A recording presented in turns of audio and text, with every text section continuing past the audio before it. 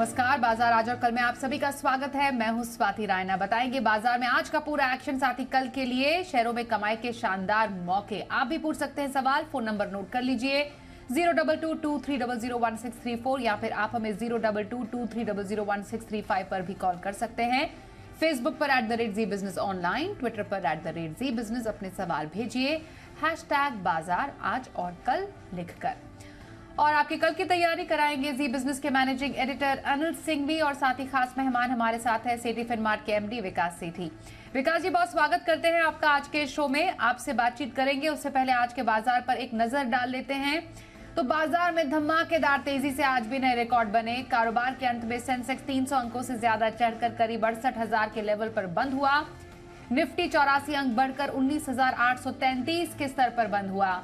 Bank Nifty 250 अंकों से ज्यादा बढ़कर 45,669 के लेवल पर आज हुआ बंद।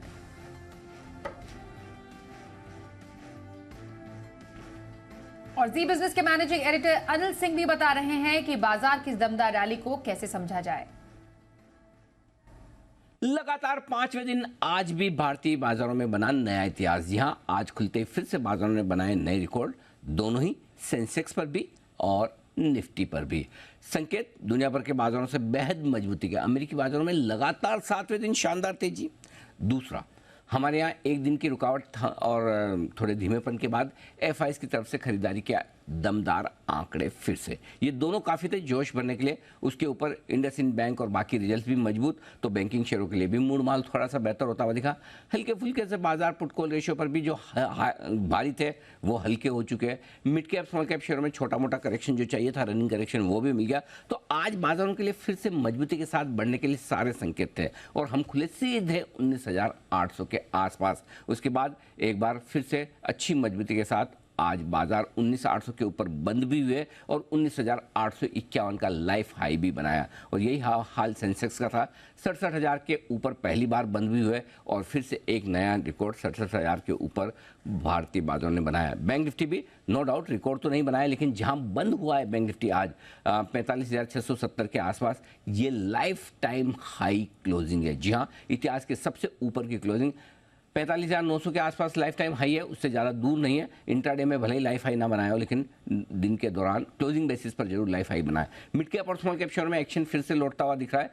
रिजल्ट सीजन जोरों पर चल रहा है, सेक्टोरल चर्निंग भी होती हुई दिख रही है और ब्रॉडर मार्केट का पार्टिसिपेशन बाजार में पूरा है। और दिन के दौरान छोटी मोटी जो भी डिप्स आती है उसमें फिर से खरीदारी और दिन के अंत में बाजार बेहद मजबूती के साथ डे हाई पर जाकर बंद होते दिख रहे हैं। ऐसा कारनामा बाजार ने लगातार पिछले 3 दिन से किया है। ये बाजार के अंदर की मजबूती और स्ट्रेंथ दिखा रहा है। तो ओवरऑल भारतीय बाजारों में गजब का मोमेंटम है और इस मोमेंटम को बाजार एक बार फिर से आगे बढ़ाते हुए, रिकॉर्ड पर रिकॉर्ड बनाते हुए आज फिर से एक ऐतिहासिक ट्रेडिंग सेशन भारतीय बाजारों के लिए। और आइए अब विकास सेठी जी के पास चलते हैं। विकास जी, बाजार एक बार फिर से उच्चतम स्तरों पर, कल क्या एक नया लेवल हम एक्सपेक्ट करें या फिर एक्सपायरी के दिन कुछ मुनाफा वसूली? तो बिल्कुल स्वाति, देखिए पिछले कई दिनों से या कुछ दिनों से बाजार में लगातार नए हाईज बन रहे हैं, रोज नए रिकॉर्ड्स बनते हैं और आज भी हमने हाईएस्ट लेवल पे क्लोजिंग करी है। एंड सेक्टर स्पेसिफिक अच्छा परफॉर्मेंस है। आज की तेजी को फैग एंड में लीड किया रिलायंस ने, जिसका आज इस फॉर्मेट में आज अंतिम दिन था। कल एक नए रूप में रिलायंस की लिस्टिंग होगी वापस से और जियो फाइनेंशियल की भी लिस्टिंग होगी। बाकी बैंकों ने बहुत अच्छा किया। पीएसयू बैंक्स के जो भी छोटे बैंकों के नतीजे बहुत ही दमदार रहे, तो उसका भी एक सपोर्ट मिला है। एफआईएस की लगातार बाइंग हो रही है। अभी शाम को जो आंकड़े आए हैं, आज भी उन्होंने कुछ 1165 करोड़ के खरीदारी करी है। और यूएस से भी जो अभी इंडिकेशंस आ रहे हैं, डाउ फ्यूचर्स या नैस्डैक वगैरह से, सब पॉजिटिव है। तो ऑल इन ऑल सेटअप बहुत ही अच्छा है और मुझे लगता है नए हाइज बनेंगे और हम होपफुल कि कल या मतलब 2-3 दिन में ये 20,000 का जो एक साइकोलॉजिकल आंकड़ा है वो निफ्टी में बिल्कुल देखने को मिल सकता है। तो I remain bullish on this market and मुझे लगता है होल्ड करना चाहिए पोजीशंस को। और अगर कोई कारण से, जैसे इंट्राडे डिप आती है, आज भी आई थी, तो वो खरीदारी करने का ही मौका है और वहां पे खरीदारी करने की सलाह रहेगी। बिल्कुल, तो बाजार को इंतजार निफ्टी के 20,000 जाने के पार का। आइए अब आगे बढ़ते हैं और विकास जी, आपसे जानना चाहेंगे पोजिशनल व्यू, हफ्ते भर का नजरिया रखना हो तो कौन सा स्टॉक आपको पसंद है? देखिए स्वाति, अगर किसी को पोजिशनल तौर पे खरीदारी करनी है तो मुझे लगता है करंट लेवल्स पे आइनॉक्स विंड में खरीदारी करनी चाहिए। ये स्टॉक आज 192 के लेवल्स पे बंद हुआ है। पहले तो इस सेक्टर के बारे में बताना चाहूंगा कि इस सेक्टर में जो हाल ही में सरकार ने कुछ बदलाव किए हैं उसके कारण से बहुत अच्छी बॉयंसी या एक अच्छी अपॉर्चुनिटी नजर आ रही है। 3 बदलाव किए हैं सरकार ने। एक तो जो पहले इस सेगमेंट में ई रिवर्स बिडिंग होती थी जिसके कारण काफी कंपटीशन था, उसको कम करके सरकार ने क्लोज्ड ऑक्शन बिडिंग कर दिया, जो कि एक गेम चेंजर साबित हो रहा है।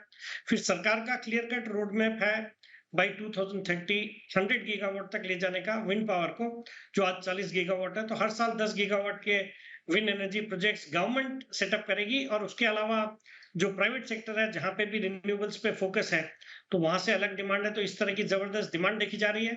और तीसरा, सरकार ने जो इंटर स्टेट ट्रांसमिशन चार्जेस है वो वेव कर दिए फॉर प्रोजेक्ट्स जो 2025 की मार्च तक सेटअप होंगे फॉर 25 इयर्स। तो एक बहुत बड़ा चेंज किया है, और बस पूरे सेक्टर के पास एक बहुत बड़ी अपॉर्चुनिटी है। और एक अच्छी बात यह भी है कि जहां इस सेक्टर में 25-30 प्लेयर हुआ करते थे 2016 से पहले, और पिछले 5-6 सालों में जो इंडस्ट्री पे दबाव था, तो उस कारण से अब 3-4 प्लेयर्स ही बचे हैं, जिसमें आइनॉक्स विंड एक प्रोमिनेंट प्लेयर है। फंडामेंटल्स बहुत ही मजबूत है, और इन्होंने अपनी 3.3 मेगावाट टरबाइन भी लॉन्च करी है, जो भी एक अच्छा गेम चेंजर है, और 20% मार्केट शेयर है इस सेगमेंट का। तो हम hopeful and pretty bullish on this sector plus this stock. मुझे लगता है इस तिमाही के नतीजे तोड़फोड़ होंगे, और बिल्कुल खरीदारी करने की सलाह है। और मेरा इसमें पोजिशनल टारगेट है 220 रुपए का, स्टॉप लॉस रखना है 175 रुपए। जी, आइनॉक्स विंड में खरीदारी की सलाह पोजिशनली आ रही है विकास जी की तरफ से। टारगेट 220 और स्टॉप लॉस 175 का रखने की सलाह। आइए अब आगे लॉन्ग टर्म के नजरिए से विकास जी, आपका अगला स्टॉक। बिल्कुल स्वाति, जो लॉन्ग टर्म के लिहाज से मुझे पसंद आ रहा है करंट लेवल्स पे, इंजीनियर्स इंडिया लिमिटेड में खरीदारी करने की सलाह, जो आज 130 पे बंद हुआ है। एक लीडिंग ग्लोबल इंजीनियरिंग कंसल्टेंसी और ईपीसी कंपनी है, जो कि मेनली ऑयल एंड गैस और पेट्रोकेमिकल सेक्टर पे फोकस करती है। एक पीएसयू स्टॉक है। क्लाइंट लिस्ट बहुत ही जबरदस्त है। नाम सभी जितने ऑयल प्रोड्यूसिंग कंपनीज है, जैसे ओएनजीसी है या आईओसी है, गेल है, फिर इंटरनेशनल रिफाइनर्स जैसे किन्या रिफाइनरीज, कतार पेट्रोलियम, ये सब इनके क्लाइंट लिस्ट में है। एक जबरदस्त 9,000 करोड़ की ऑर्डर बुक है। फिर कंपनी आजकल बहुत ही स्ट्रॉन्ग फोकस है इनका रिन्यूएबल एनर्जी और न्यूक्लियर पावर के ऊपर, और उसमें भी मेजरली ग्रीन हाइड्रोजन सेक्टर में कंपनी काफी स्ट्रांगली फोरे कर रही है। और जिस तरह से सरकार का फोकस है, हाल ही में एक टेंडर भी बड़ा फ्लोट किया है for green hydrogen production facility setup करने के लिए सरकार ने। फिर इनका एक टाई अप भी है फिनलैंड की एक कंपनी के साथ, जिसके अंतर्गत ये बायोमास को ग्रीन फ्यूल में कन्वर्ट करेंगे। तो उस तरह की भी टेक्नोलॉजी है। बाकी वैल्यूएशन के लिहाज से स्टॉक सस्ता है इस बाजार में भी, जहां हम लाइफ टाइम हाइस पे हैं, और कई सारे स्टॉक्स बहुत ही एक्सपेंसिव हो गए हैं। ये स्टॉक अभी भी 20 के मल्टीपल पे अवेलेबल है, जहां डिविडेंड यील्ड भी क्लोज टू 2.5% है। मार्च तिमाही भी बहुत अच्छी थी, 156 करोड़ का पैट रिपोर्ट किया against 122 crore last year same quarter. बाकी एफआईएसडीएच भी बुलिश लगते हैं। तो हर कुछ है एक लॉन्ग टर्म पोर्टफोलियो का हिस्सा होने के लिए। मुझे लगता है इस स्टॉक को खरीदना चाहिए करंट लेवल्स पे। मेरे कंजर्वेटिव टारगेट है 9 से 12 महीने के 175 रुपया। बाकी मुझे लगता है ये स्टॉक वहां से भी और अच्छे अपसाइड दिखाएगा। बिल्कुल सर, तो ये रहे पसंदीदा स्टॉक्स विकास जी के। हम पहले कॉलर से बात कर लेते हैं। हमारे साथ इस वक्त उत्तर प्रदेश आगरा से रामू कुमार हैं। नमस्कार, बताइए कौन सा स्टॉक है आपके पास? नमस्कार, मेरे पास आईआरसीटीसी का है, 15 शेयर हैं। हाँ, तो क्या भाव है? ये मैंने ले रखे हैं 806 रुपये 57 पैसे के भाव पर हैं। अच्छा, कब तक के लिए? अभी इन्हें टाइम तो काफी हो गया, मैंने ये लिए 2021 में ले रखे हैं। ठीक अभी है। इसमें क्या करना है? आईआरसीटीसी और ओके, आईआरसीटीसी पर खाली सवाल है आपका। सर, काफी ऊंची खरीद है इनकी, 2021 में स्टॉक लिया, उसके बाद अभी काफी ज्यादा घाटे में जाते जा रहे हैं। क्या करना चाहिए अभी फिलहाल इस स्टॉक में? देखिए स्वाति, राबू जी को सलाह रहेगी इस स्टॉक में करंट लेवल्स पे बने रहने की। हालांकि इन्होंने बहुत ऊंचे लेवल्स पे लिया, और जब लिया उस समय ये जितने प्लेटफॉर्म वाले स्टॉक्स थे बहुत ही अच्छा कर रहे थे, और इसके पास भी एक मोनोपोली जैसी सिचुएशन थी, जो अब कहीं जाके कंपटीशन भी नजर आ रहा है, प्राइवेट सेक्टर से कुछ कंपनियां इस क्षेत्र में उतर रही है, तो उसका भी एक असर रहेगा। बट बिजनेस अच्छा है, मॉडल अच्छा है, और सबसे अच्छी बात है अपने हाइट से अच्छा खासा करेक्ट होके एक अच्छे वैल्यूएशन पे, अच्छे लेवल्स पे स्टॉक आ गया, यहाँ पे होल्ड करने की सलाह है। बाकी इनको अपने भाव के लिए इंतजार करना पड़ेगा, थोड़ा पेशेंस रखना पड़ेगा और समय देना पड़ेगा। तो आईआरसीटीसी में बने रहने की सलाह आ रही है हमारे आज के एक्सपर्ट की तरफ से। आइए अब अगले कॉलर से बात कर लेते हैं। नमस्कार, बताइए क्या नाम है आपका, कौन सा स्टॉक है आपके पास? शाहजहांपुर यूपी से। हेलो जी, पूछे सवाल। हेलो, ये मैम जी जी नमस्ते, पूछे सवाल।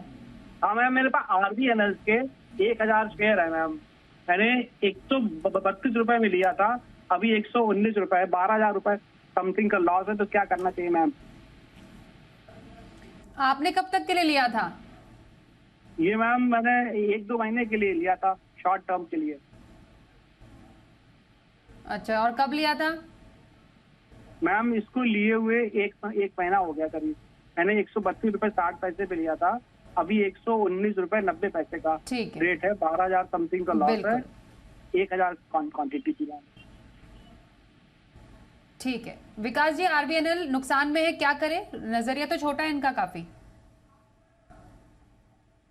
देखिए स्वाति, गौरव जी को भी सलाह रहेगी इस स्टॉक में बने रहने की। फंडामेंटली एक अच्छी क्वालिटी का स्टॉक है, हालांकि इन्होंने ऊंचे लेवल्स पे ले लिया है, और उसके बाद थोड़े नेगेटिव न्यूज आ गए इसको स्टॉक को लेके, जो इनका रशियन एक कंपनी के साथ जॉइंट वेंचर, जिसके अंतर्गत इनको ये जो वंदे भारत ट्रेन का ऑर्डर मिला 120 ट्रेन का, प्लस 30 साल का कुछ मेंटेनेंस कॉन्ट्रैक्ट भी मिला, तो उस पे कुछ अड़चने या कुछ उस पे सवाल उठ रहे हैं कि उनको पार्ट्स की सप्लाईज में दिक्कतें आएंगी वगैरह वगैरह।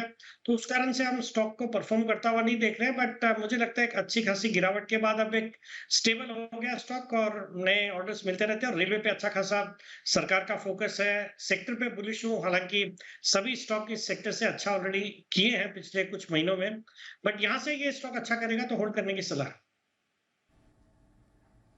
होल्ड करे आरबीएनएल को, आपके लिए यही सलाह रही है विकास जी की ओर से। आइए अगले कॉलर से बात करें। खड़गपुर से प्रियरंजन कुमार हमारे साथ है। नमस्कार, बताइए कौन सा स्टॉक आपके पास है? हाँ मैडम, मेरे पास आईओबी है 200 शेयर। जी ठीक है, खरीद 32.45 के मैडम। कब तक का व्यू है आपका आईओबी पर? मैडम करीब 6 मंथ 1 ईयर। 6 महीने का नजरिया इंडियन ओवरसीज बैंक पर। सर कैसा लगता है स्टॉक 6 महीने से साल भर तक के नजरिए के लिए? देखिए स्वाति, प्रियरंजन जी को इस स्टॉक में सलाह रहेगी उछाल में निकलने की सलाह रहेगी। वैसे मैं पब्लिक सेक्टर बैंकिंग स्टॉक्स पे बहुत बुलिश हूँ, और मैंने कई सारे स्टॉक्स नीचे लेवल्स पे रिकमेंड किए हैं, but IOB would be one of the least preferred stocks. एक तो वैल्यूएशन के लिहाज से भी करंट लेवल्स पे थोड़ा एक्सपेंसिव लगता है, 2 टाइम्स बुक पे ये ट्रेड कर रहा है। परफॉर्मेंस बहुत ज्यादा अच्छा नहीं रहा है compare to other PSU banks. तो गिवन एन अपॉर्चुनिटी, मुझे लगता है अगर किसी को इन्वेस्ट करना है तो आज महाराष्ट्र बैंक के नतीजे आए, वो भी मैंने हाल ही में शॉर्ट टर्म पिक्स में भी रिकमेंड किया हुआ था, वो स्टॉक अच्छा लगता है। पीएनबी अच्छा लगता है, यूनियन बैंक है, यूको बैंक है। इस तरह के स्टॉक में अगर स्विच करेंगे और लंबी अवधि के लिए बने रहेंगे तो उनको कंपैरेटिवली ज्यादा अच्छे रिटर्न और ज्यादा जल्दी आ सकते हैं।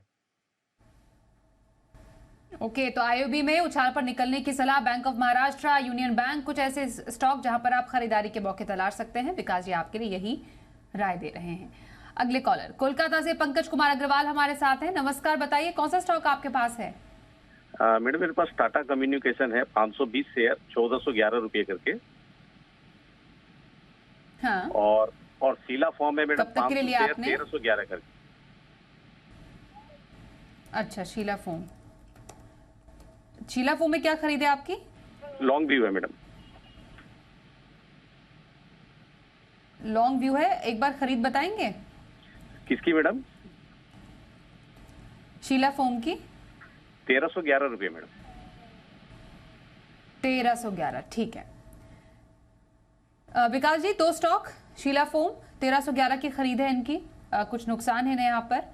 टाटा कम्युनिकेशंस इनका एक और स्टॉक जिसपे इनकी 1411 की खरीदें बता रहे हैं। 1411 की खरीद, मुनाफा तो काफी अच्छा इन्होंने अपने लिए बनाया है। बताइए सर। नहीं, बिल्कुल। पहले तो पंकज जी, आज मैं ये शो कोलकाता से ही कर रहा हूँ, आपके शहर में ही हूँ। और आपका ये टाटा कम्युनिकेशन में जो इन्वेस्टमेंट है, इसको बिल्कुल होल्ड करना चाहिए। बहुत ही दमदार क्वालिटी की कंपनी है। मैंने भी हाल ही में निचले लेवल्स पे इसको as my short term pick recommend किया, और अनिल जी के स्पेशल 25 का भी स्टॉक रहा है ये। बहुत ही दमदार फंडामेंटल्स है, दमदार बिजनेस मॉडल है। आज इसके नतीजे आने वाले थे, हालांकि मैंने देखा नहीं नतीजे कैसे आए हैं, बट नतीजे 1-2 क्वार्टर इधर उधर हो सकता है, बट ऑल इन ऑल लंबी अवधि के लिए इस स्टॉक में बिल्कुल बने रहने की सलाह है, डिस्पाइट द फैक्ट कि आपको अच्छा खासा मुनाफा हो रहा है। और जहां तक सीला फॉर्म का सवाल है, वो भी स्टॉक करंट लेवल्स पे अच्छा लगता है, अपने हाइट से अच्छा खासा करेक्ट होया हुआ है, और इनके भाव के आसपास ही ट्रेड कर रहा है। तो मेरे राय में होल्ड करें, अगर समय देंगे तो उसमें भी अच्छा मुनाफा हो सकता है। बिल्कुल। तो रही आपके दोनों स्टॉक्स पर राय हमारे आज के एक्सपर्ट की तरफ से। अगले कॉलर से बात कर लेते हैं, मुजफ्फरपुर से अरुण कुमार से। नमस्कार अरुण जी, बताइए कौन सा स्टॉक आपके पास है? जी, मैं हाँ जी, पूछिए। अशोक लेलैंड का मेरे पास। पूछिए सर। हेलो। हाँ हाँ हाँ, मैं अशोक लेलैंड का मैं कॉल लेता था ऑप्शन में। हेलो। हाँ हाँ सर, डिस्टर्बेंस आ रही है आपके कॉल पर। एक बार फिर से सवाल पूछिए जल्दी से। ओके ओके, इनसे फिर से कांटेक्ट करने की कोशिश करते हैं, उसके बाद फिर हम इनका सवाल फिर से लेंगे। सूरत से कॉलर हमारे साथ है, उनसे भी बात कर लेते हैं। नमस्कार, बताइए क्या नाम है आपका और सवाल कौन से स्टॉक पर है? Hello, good evening. मेरे पास रिलायंस के 1000 शेयर्स है। So after the demerger of the Reliance, what should be the view on it? Okay ji, Vikas ji, शुरुआत में बात हुई थी, लेकिन फिलहाल थोड़ा इनके पोजीशन के हिसाब से बताइए क्या कर रहे हैं। देखिए, रिलायंस पे तो बिल्कुल बने रहना है। एक तो आपके आज अगर आपने कैश में ये स्टॉक रखा हुआ है, तो कल एक तो नए अवतार में रिलायंस की लिस्टिंग होगी, और रिलायंस जो जियो फाइनेंशियल सर्विसेज है उसके आपको शेयर्स मिलेंगे, और उसकी भी प्राइस डिस्कवरी होगी कल।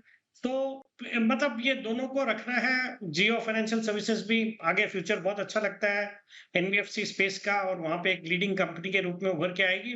और बाकी रिलायंस में बहुत ही मैं बुलिश हूँ रिलायंस पे। इसमें बाकी भी जो बिजनेसेस है, जैसे टेलीकॉम का है, रिटेल का है, down the line I am expecting a merger to happen which would lead to significant value unlocking. और ये तो अभी पिछले कुछ दिनों में भी जब से ये डीमर्जर की खबरें आई, स्टॉक ने बहुत अच्छा परफॉर्म किया, और परफॉर्म किया मतलब निफ्टी की रैली को भी अच्छे से लीड किया है। तो I remain bullish on Reliance and would maintain a hold at the current levels. Okay, current levels पर रिलायंस को होल्ड करने की सलाह आ रही है विकास जी की ओर से। कल के बाजार पर क्या रहे खास स्ट्रैटेजी और बाजार के लिए अहम संकेत, अब समझते हैं अनिल जी से। लगातार 7 दिन तेजी दिखाने के बाद 8वें दिन अमेरिकी बाजार और भागेंगे या रुकेंगे, ये बड़ा सवाल है। और स्पेशली जब 450 अंकों की तेजी कल हुई और डाउ में, तो फिर सवाल तो आता है। लेकिन फिर भी डाउ फ्यूचर्स 45-50 पॉइंट ऊपर और नैस्डैक फ्यूचर्स भी हरे निशान में ट्रेड करते हुए दिख रहे थे 3:30 बजे, यानी कि अभी भी कहीं तेजी थमने रुकने के संकेत अमेरिकी बाजारों से दिख नहीं रहे। अगर मजबूती हुई तो बहुत बढ़िया, खुलेंगे हम सीधा 19,900 के आसपास 20,000 की तरफ बढ़ने की कोशिश निफ्टी करेगा। अगर ऐसा ना हुआ तो कोई बात नहीं, निचले स्तर पर लेंगे सपोर्ट। और सपोर्ट कहाँ आता दिख रहा है अब निफ्टी के लिए? कल जो सपोर्ट का काम करेगा वो है 19,700 से 19,750, ये रेंज है सपोर्ट की। और एक बार 19,850 के पार निकल कर टिके तो फिर 20,000 की तरफ अगले 1-2 दिनों में बढ़ सकते हैं। कल तो वायदा कारोबार की वीकली एक्सपायरी भी है, तो उस लिहाज से एक्शन भरपूर रहने वाला है। जहाँ तक बैंक निफ्टी का सवाल है, बैंक निफ्टी भी 45,300 से 45,450 इस 150 पॉइंट की रेंज को मजबूत सपोर्ट लेकर चलेगा, और ऊपरी स्तरों पर 45,900 46,000 तक जाने की कोशिश बैंक निफ्टी की भी हो सकती है। सेक्टर स्पेसिफिक एक्शन बिल्कुल रहेगा। Mid cap small cap share खरीदारी रहेगी। नतीजे वाले स्टॉक्स, कल जबरदस्त ट्रेडिंग सेशन है, ढेर सारे रिजल्ट्स हैं, तो भरपूर एक्शन के लिए कल भी हो जाइए तैयार। ग्लोबल संकेत अगर अच्छे मिले तो एक और दिन लगातार 6ठा दिन रिकॉर्ड बनाने का भारतीय बाजारों में हो सकता है। और आइए देखते हैं कल का ऑप्शन।